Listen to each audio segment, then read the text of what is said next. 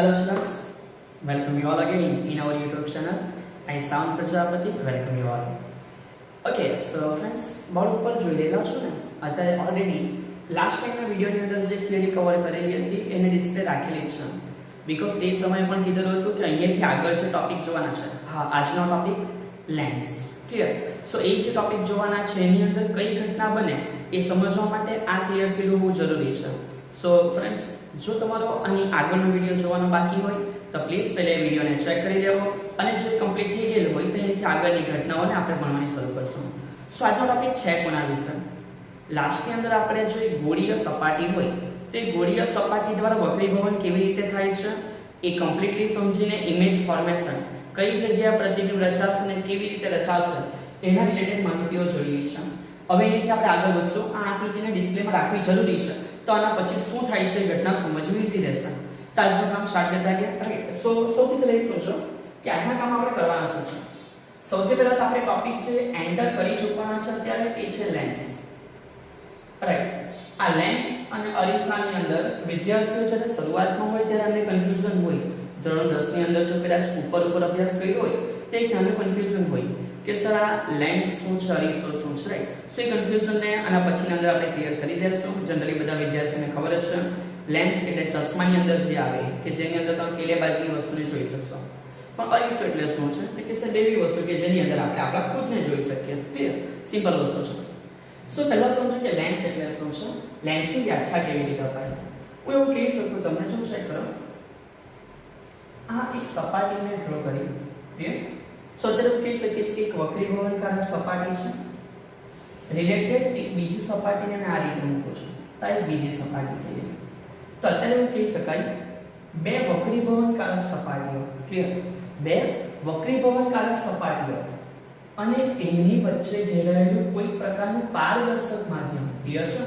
પારદર્શક હોવું જોઈએ તો જ પેલી બાજુની વસ્તુ તમે જોઈ શકશો અધરવાઇઝ એ જોઈ શકાય એવું પોસિબલ થવાનું નથી ક્લિયર સો બે વક્રીભવનકારક સપાટીઓ વચ્ચે ઘેરાયેલું પારદર્શક માધ્યમ એ જે રચના તૈયાર થઈ એને આપણે જનરલી શું કહેવાના છે લેન્સ સો પારદર્શક માધ્યમ એટલે લેન્સ કાચ સમજાય છે ને કાચમાંથી બનતા હોય હા બટ કરન્ટલી ઓપ્ટિકલ ફાઇબર્સ એવું કંઈક નામ સાંભળ્યું હશે પણ ઓપ્ટિકલ ફાઇબર સાઈડ પર રાખો ઓનલી ફાઇબર્સ એમાંથી પણ કોઈ વખત હવે જે નવા જે પેટર્નો છે એના ક્લાસીસો આવી રહેલા છે ઓકે સો આજનું જે આપણું કામ છે એ આ છે કે આપણે લોકોએ આ લેન્સ માટે ક્લિયર ટોટલ આખું આ જે સમગ્ર વક્રીભવન થાય છે એ થઈને પ્રતિબિંબની રચના કેવી રીતે થવાની છે એ સમજવાનું ચાલુ કરવાનું છે ક્લિયર હવે એ સમજવાનું ચાલુ કરવા પહેલા કીધું છે ને આ વસ્તુ સમજાઈ ગયેલી હોવી જરૂરી છે કેમ કારણ કે લેન્સ બનશે ક્યારે તો એ સમજવાનું આ એક સાઈડનું જે પાર્ટ છે એના રિલેટેડ વક્રીભવનથી ઇમેજ ફોર્મેશન આપણે લોકોએ શીખી લીધું કે આવું કંઈક થાય છે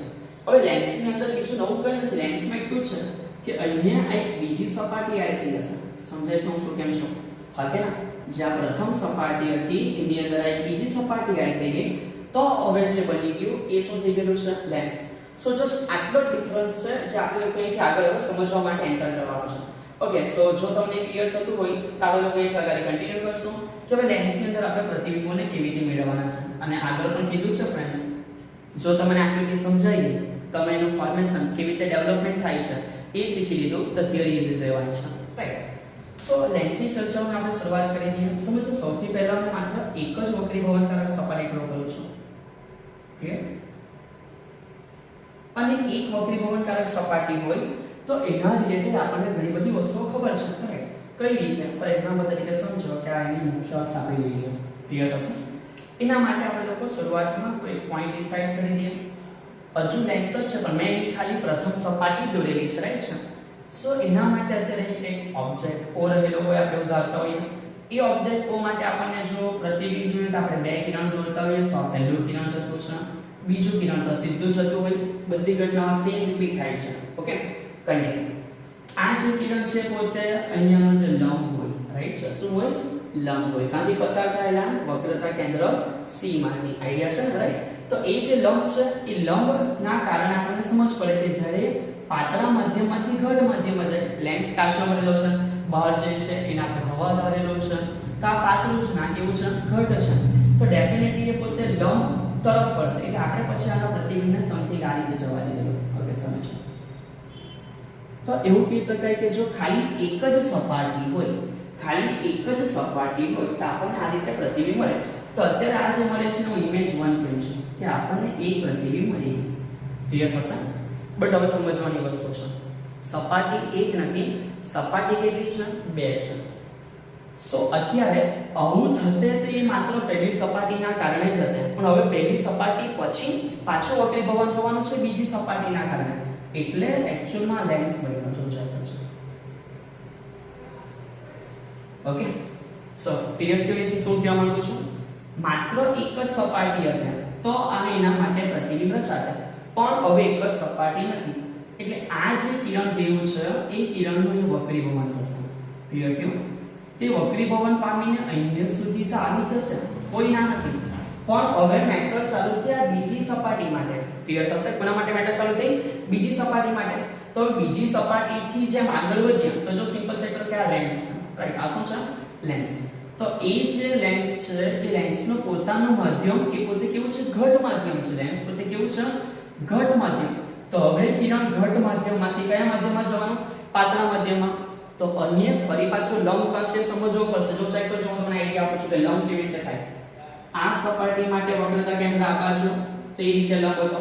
તો હું તમને જસ્ટ આઈડિયા આપું છું કે પહેલી સપાટી માટે કોઈ પણ બિંદુ લેવ તેના માટે સમજી આ રીતે એનો વક્રતા કેન્દ્ર C હોય, આ બિંદુ હોય તો આ એનો લંબ રેડી થયો. ક્લિયર? તો બીજી સપાટી આ રીતે છે ને, સો બીજી સપાટી આ રીતે બની કે તો આ રીતના કર્વેચરમાંથી કટ થયેલો હોવો જોઈએ, અને આ રીતના કર્વેચરમાંથી કટ થયેલો છે તો એના માટે વક્રતા કેન્દ્ર આ તરફ આવે. તો સમજો કે આ એનું C છે. તો કોઈ પણ બિંદુ હોય તો લંબ આ રીતે મળશે. ક્લિયર? આ થયું સેકન્ડ સરફેસ માટે. સમજો, હું તમને ખાલી આઈડિયા આપી દઉં કે આ સેકન્ડ સરફેસ માટે આપણે એક ઇમેજિંગ પાર્ટ ડાલી દઈએ કે સમજો કે આ એનું વક્રતા કેન્દ્ર છે, ઇમેજિંગ જ છે, જરૂર નથી દર્શાવવાની. તો આ એના માટે લંબ રેડી થશે. ક્લિયર? શું રેડી થશે? લંબ. તો આ સેકન્ડ સરફેસ માટે લંબ હશે. તો તમે દોરી દેમ છો, તમારે આકૃતિમાં ડ્રો કરવાની જરૂર નથી. આ લંબ છે કઈ સપાટી માટે? બીજી સપાટી માટે દોરેલો શું છે? લંબ. હવે જો સમજવાની વસ્તુ એ છે, જો સમજો આ કિરણ ઘટમાંથી પાતળામાં જાય, યાદ કરો પાતળામાંથી ઘટમાં હોય તો લંબ તરફ. ઊંધું થયું ને? શું થયું ઊંધું? ઘટમાંથી ક્યાં જવાનું? પાતળા બાજુ. તો ઘટમાંથી પાતળા બાજુ જાય તે પોતે લંબથી ક્યાં જશે? દૂર. લંબથી ક્યાં જશે? દૂર. એટલે આ જે કિરણ છે લંબ તરફ નહીં જાય પણ લંબથી ક્યાં જાય? દૂર. એટલે એ જે કિરણ છે ધ્યાન લંબથી દૂર જશે એટલે સમથિંગ ડાઉનવર્ડ આવશે, અને ડાઉનવર્ડ આવીને જ્યાંથી પાસ થાય, સમજો કે અહીંથી પાસ થયું, વાવ, સો પાસ થઈ ગયું, બહુ સરસ. ઓકે, સમજ જો ચેક કરો કે આ પહેલું કિરણ હતું. પહેલું કિરણ તો આપણને આઈડિયા છે કે એમાં કઈ પ્રકારની વસ્તુ થવાની નથી, સો એ સીધે સીધું ગયા જ કરશે. શું એન્ડ હોગાઈ ગયો? યસ યસ, એકદમ કમ્પ્લીટ. અને જ્યાં એ ભેગા થાય તો આપણને ફાઇનલ ઇમેજ મળે, એટલે આપણે આને કહીશું R.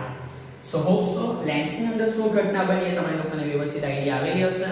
આ સમજવું બહુ જરૂરી છે અને ઈઝીલી સમજ પડે એના માટે આ શું હતું એ ઘટના સમજાવી હોવી જરૂરી છે.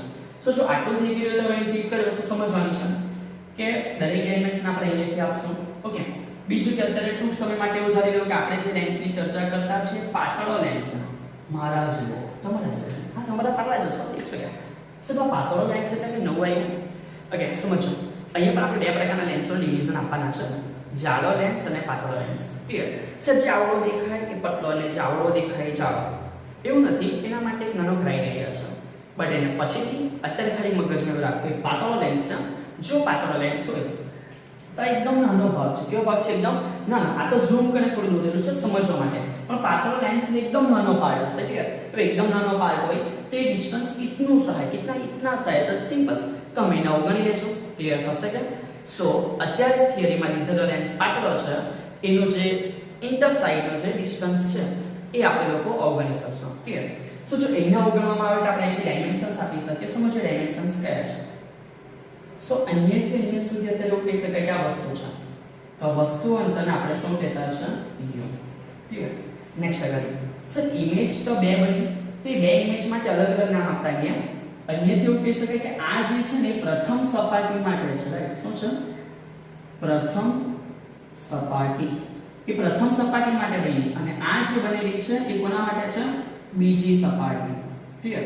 સ્ટુડન્ટ્સ આની સાથે સાથે એક નાનો ઉલ્લેખ પણ હોય, એ પણ સમજી લો કે જ્યારે આપણે બે લેન્સની ચર્ચા કરતા હોઈએ, ક્લિયર, કોની ચર્ચા કરતા હોઈએ? બે લેન્સ, તો ઉલ્લેખ એવો પણ થાય કે પ્રથમ સપાટી દ્વારા અહીંયા જે ઇમેજ મળી એવું કહેવાય કે આ પ્રથમ સપાટી માટે શું છે? પ્રતિબિંબ. પછી પ્રથમ સપાટી માટે પ્રતિબિંબ હતું, જો ચેક કરો અહીં જતું હતું, તો એ જે એરિયા છે, એ જે રે છે, એ સેકન્ડ સરફેસ માટે અને શું ઇન્ડિકેશન આપશે? તો કે એના માટે વસ્તુ બની જાય. ક્લિયર? ફોર એક્ઝામ્પલ કે બે છે, રાઈટ, પહેલા માટે પ્રતિબિંબ, તે બીજા માટે શું બની ગઈ? વસ્તુ, અને બીજા માટે વસ્તુ બનીને ફરી પાછું એનું શું મળે? પ્રતિબિંબ. તો આનો એક ક્રાઇટેરિયા છે, આપણે મગજમાં રીતે ફિટ કરી રાખશું, રાઈટ. શું ફિટ કરી રાખવાનું છે? તો કે સમજો લેન્સ આ રીતે હોય, ક્લિયર, હું જોઈન્ટ નથી કરતો પણ સમજી લો. તો અહીંયા પ્રથમની શું છે? વસ્તુ. હવે અહીં જે પ્રથમની વસ્તુ છે એનું આની અંદર શું મળે? પ્રતિબિંબ. ક્લિયર થશે? તો આ પ્રતિબિંબ જે મળ્યું એ બીજા માટે શું બની જાય? વસ્તુ. અને બીજા માટે વસ્તુ બની જાય તો એટ ધી એન્ડ આપણને શું મળે? ફાઇનલ પ્રતિબિંબ મળે. સો આ જે ઘટના છે ઉલ્લેખ માટે પણ આપણને લોકોને ખબર હોવી છે, રાઈટ. શું ઉલ્લેખ? તો કે જે તમને સમજાયું હોય, લેન્સની કેટલી સપાટી છે? બે. એ બે લેન્સની સપાટીની અંદર આ બાજુ જે વસ્તુ છે પહેલી, એનું તમને પ્રતિબિંબ મળે પહેલી સપાટી દ્વારા. પહેલી સપાટી દ્વારા જે પ્રતિબિંબ મળી ગયું એ બીજી સપાટી માટે કોના તરીકે વર્તે? વસ્તુ તરીકે. અને ફરી પાછું એટ ધી એન્ડ એનું શું મળે? પ્રતિબિંબ મળે. સો આ પણ ફંડા માઇન્ડમાં ક્લિયર હોવો જોઈએ. સો એ ફંડા જો ક્લિયર થઈ ગયો તો આપણે ડાયમેન્શન આપી દઈએ કે જે પ્રથમ સપાટી માટે અંતર છે એનું હાલ v' કહીશું. ક્લિયર? શું કહેવામાં આવે છે? v'. અને જે ફાઇનલ ઇમેજ આપણી રેડી થાય છે એ ફાઇનલ ઇમેજ માટે ડાયમેન્શન આપવામાં આવે છે v. સો અહીંયા શું કહ્યું છે તમને આકૃતિમાં આઈડિયા આવેલો હશે. સો સ્ટુડન્ટ્સ આકૃતિ પોઝ કરો. આ પ્રથમ આકૃતિ દોરી હોય તો દોરી શકાય. અને અલ્ટરનેટ આકૃતિ પણ આવે. અલ્ટરનેટ મતલબ કે આપણે આની અંદર જે સેકન્ડ પોર્શન સમજેલા છે એ માત્ર સેકન્ડ પોર્શન, અને પછી બુક્સની અંદર એ બંને ફિગર્સોને કમ્બાઈન કરવામાં આવે. પણ જ્યારે સવાલ 4 માર્કનો હોય ત્યારે ત્રણ ફિગર દોરવાની જવાય. સો કદાચ ઈચ્છા થાય કે આ દોરી દેવાની અને સીધી આ દોરી દેવ, ઇટ્સ ઓકે, સમજી લેવ. અડધો માર્ક કાપી લેતો તેમની ઈચ્છા છે, બાકી એક જ દોરશો તો પણ ચાલી જશે. સો પુશ કરો વિડિયો, વ્યવસ્થિત રીતે એકવાર આકૃતિને ડ્રો કરી દેવ અને આગળ સમજવાની શરૂઆત કરશો.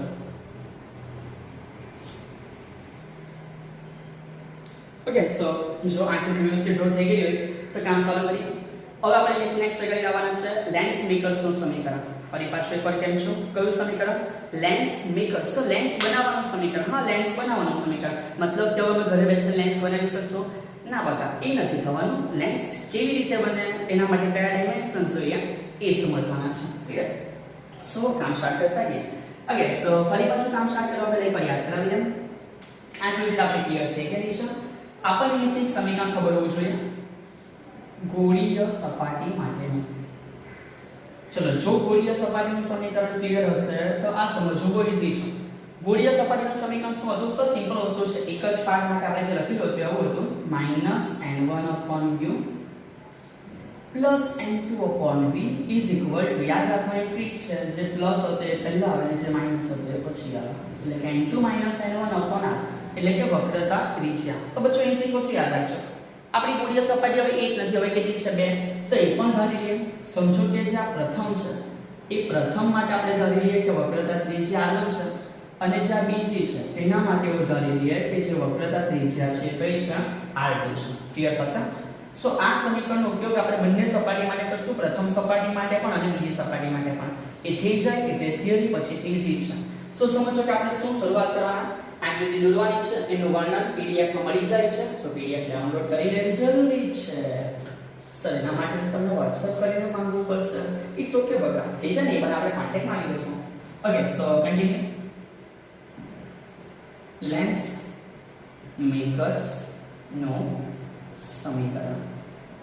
ઓકે, સો લેન્સ મેકર્સ ના સમીકરણની શરૂઆત કરી ચૂક્યા. હવે સમજવું બહુ સિમ્પલ છે, બસ જોવાનું બધું અગત્યનું હતું. સો લેન્સ મેકર્સ નું સમીકરણ, એમાં સૌથી પહેલા આપણે લખશું સપાટી 1 માટે. ચલો, સપાટી 1 માટે કેવી રીતે બને ચેક કરીએ. ઓકે, ધ્યાન આપજો. સપાટી 1 માટે વસ્તુ અહીંયા છે, મતલબ કે પ્રથમ મીડિયમમાં છે. અંતર કેટલો છે? u છે. એનું પ્રતિબિંબ દેખાતું ભલે અહીંયા છે, બટ એક્ચ્યુઅલી સેકન્ડ મીડિયમમાં છે, રાઈટ? એક આંટી કેટલું છે? સેકન્ડ મીડિયમમાં. અને એના માટે જે પ્રતિબિંબ અંતર છે કેટલું છે? v'. સો આ પ્રમાણે મેં સેટ કરી, જો ચેક કરો. -n1/u એટલે કે વસ્તુ અંતર. એનું પ્રતિબિંબ છે ડેફિનેટલી સેકન્ડ મીડિયમમાં છે, કે એક્ઝિક્યુટ એટલે તમને જોવા મળેલું નથી, એ આભાસી રીતે કાં છે? આની અંદર જ છે. સો +n2 અને જે પ્રતિબિંબ છે ડિસ્ટન્સ કેવું છે? v'.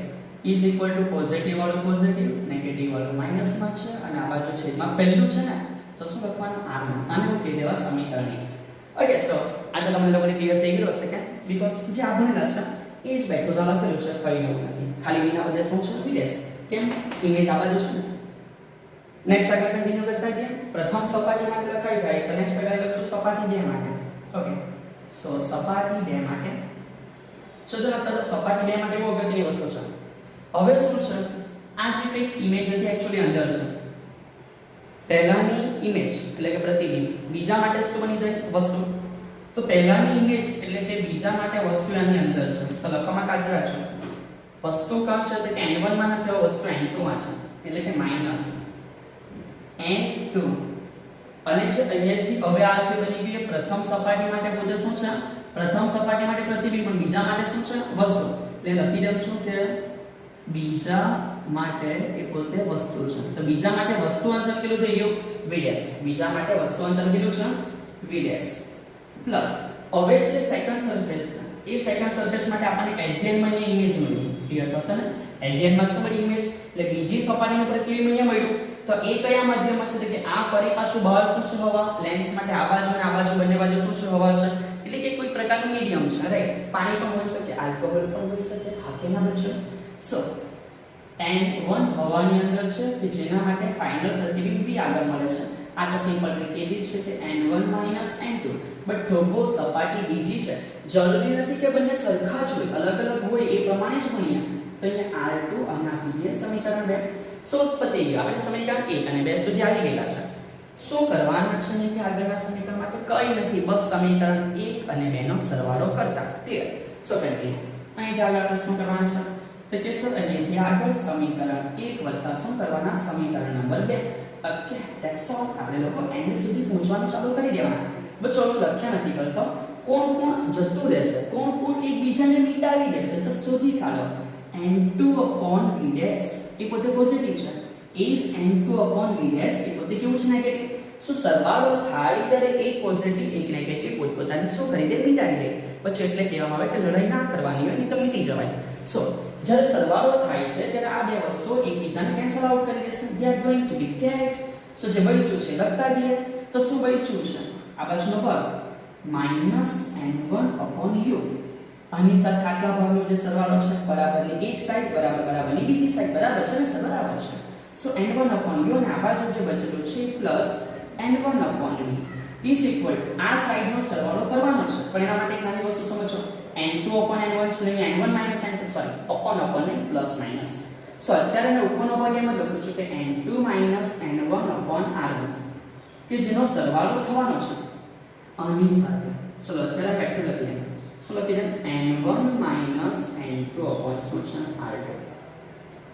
સો અહીંયાથી આપણે હવે એન્ડ ના પોર્શન બાજુ જવાના. ધ્યાન આપજો શું કેમ છો બંનેમાંથી n1 કોમન નીકળી ગયો તો n1 common -1 upon u plus 1 upon v is equal to બંનેમાંથી મેં n2 n1 કોમન કરીશ તો n2 n1 કોમન નીકળે તો એ બચ્યો 1 upon r1.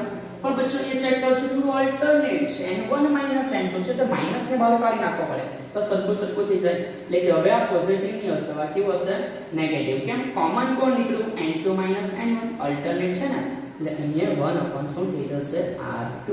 સો હોપ સો સમજવામાં તમને લોકોને ઈઝી રહ્યું હશે.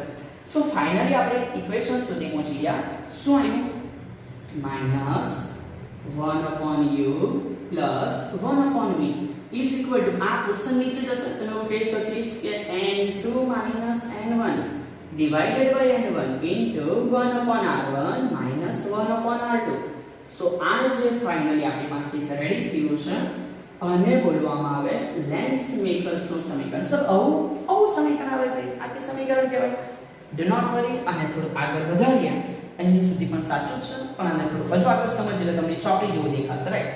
સો આ સમીકરણ અહીં સુધી જો સમજાઈ ગયું હોય તો અહીંથી કન્ટિન્યુ કરતા ગયા કે ભાઈ હવે અહીંથી આગળ આપણે શું કરવાનું છે. So let's make another one more step. So હવે અહીંથી સમજ એક નાની વસ્તુ જે અત્યારે ખાલી જોઈ રાખવાની છે, ખબર હોય તો પણ સારી વસ્તુ છે. લેન્સ છે તો જે પરીક્ષામાં ભણે ને એવું અહીંયા પણ આવશે કે જો વસ્તુ એકદમ દૂર હોય એટલે કે u શું હોય ઇન્ફિનિટી. આલ્ફા ને શું છે ઇન્ફિનિટી. વસ્તુ ખૂબ દૂર હોય તો ખૂબ દૂરના કિરણ કેવા આવે? સમાંતર. તો આ સમાંતર કિરણો વક્રીભવન પામીને જ્યાંથી પસાર થાય એને મુખ્ય કેન્દ્ર F કહેવાય. આ લેન્સ માટે છે. અને પછીના વિડીયોમાં ફરી પાછું બધું જોવાના છે. સો જો એ વિડીયો અપલોડ થઈ ગયો તે બી જોઈ લેજો. તો અહીંયા આપણે આ અંતરને સ્મોલ f કહીએ, એટલે કે એને શું કહેવાય? કેન્દ્ર લંબાઈ. સો then આપણે અહીંથી શું સ્ટેટમેન્ટ લખવાના? ઓકે, સ્ટેટમેન્ટ છે જોતા રહીએ. જો વસ્તુ અનંત અંતરે હોય, રાઈટ, જો વસ્તુ કા હોય? અનંત અંતરે હોય તો આ લખવું જરૂરી. જો તો, રાઈટ, જો તો પ્રતિબિંબ મુખ્ય કેન્દ્ર પર મળે. એટલે આનો મીનિંગ શું થયો? તો કે સર હવે એવું થાય કે જો u તમે ઇન્ફિનિટી લેવો તો તમારું જે v છે પ્રતિબિંબ, અવાજ આવે છે તો એ બીજો તો રહેશે. ઓકે, સો u જે ઇન્ફિનિટી છે તો જે પ્રતિબિંબ છે કા મળે? કેન્દ્ર લંબાઈ જેટલા અંતરે. કેમ? કેન્દ્ર લંબાઈ એટલે મુખ્ય કેન્દ્ર f પર મળે, રાઈટ. સો હવે આ જસ્ટ વસ્તુને એપ્લાય કરીએ તો સમજમાં શું કહેવા માંગુ? 1/u એટલે કે 1/∞, હા કે ના? 1/v એટલે કે 1/f, અને આ બાજુનો ભાગ તો બાકી સેમ જ છે. સો જસ્ટ એક નાના ફોર્મમાં લખી દઈએ. સો માટે 1/u એટલે કે -1/∞ પ્લસ 1/v એટલે કે એના બદલે આપણે શું લખવાના છે? ઇઝ ઇક્વલ ટુ આ બાજુ તો બધું સેમ જ છે. સેમ જ છે ને? Okay sir, continue. So n અને ડિવિઝન આપી દે. n2/n1 માઈનસ, ઓકે, n1/n1 એટલે 1 થઈ ગયું. ક્લિયર? આવું નહીં કરો, આવું લખ્યા કરો તો પણ ચાલી જશે. પછી એમાં કોઈ ઇશ્યુ છે નથી. અને આ બાજુ 1/r1 minus 1/r2. So finally આપણે લોકો સમીકરણ સુધી પહોંચી ગયા. બધાને ખબર છે છેદમાં શું છે? અનંત.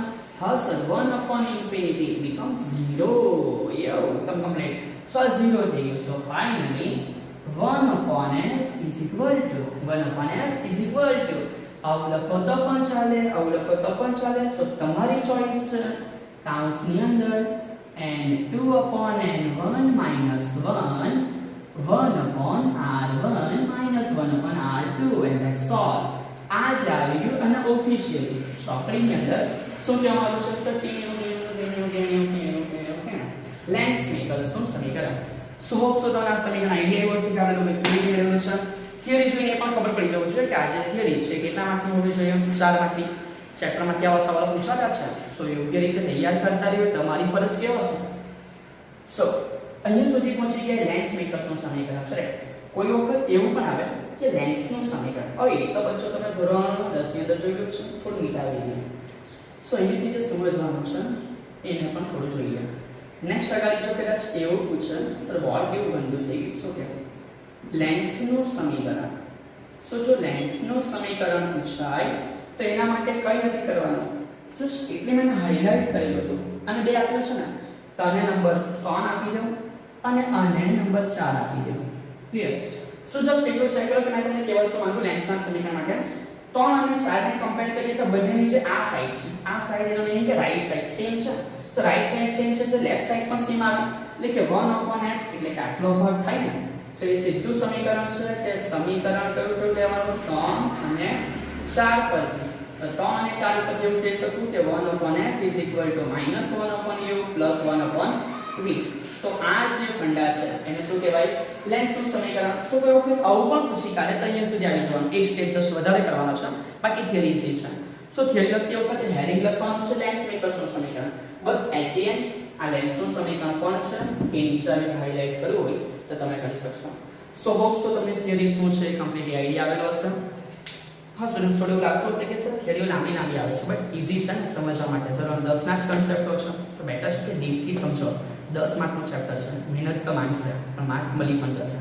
સો હોપ સો તમે ઘરે રહીને તૈયારી કરતા હશો. જો વ્યવસ્થિત સમજણ પડતી હોય તો આ વિડીયોને બાકીના સ્ટુડન્ટ્સો સુધી શેર કરતા રહેજો. ઘરે રહેજો, સુરક્ષિત રહેજો. જય હિન્દ.